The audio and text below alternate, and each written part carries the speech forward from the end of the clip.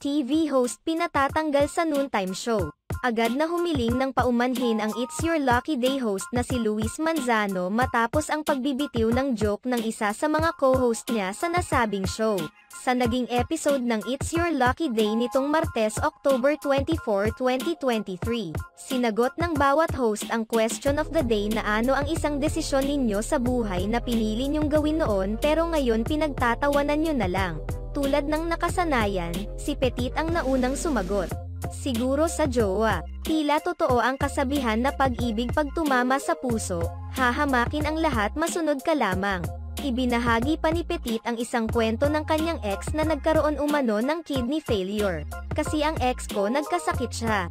Nagkaroon siya ng kidney failure. Kailangan po ng donasyon ng kidney para sa kanya, so yung lola ko kinausap ko na baka pwedeng ibigay mo na lang ang kidney mo kasi bata pa siya.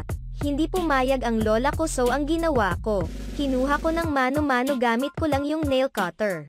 Dagdag pang pagbibiro ni Petit, na sa tuwing bumibisita ang kanyang jowa sa bahay nila, napapasigain na lamang ang kanyang lola na nasa wheelchair dahil sa trauma na inabot nito.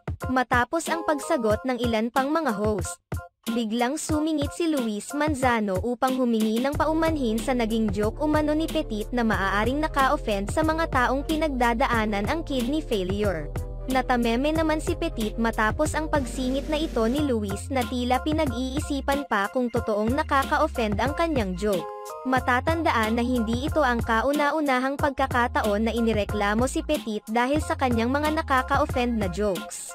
Sa kamakailang vlog niya, pinuna rin ng mga netizens ang kanyang naging joke patungkol sa mga katutubo.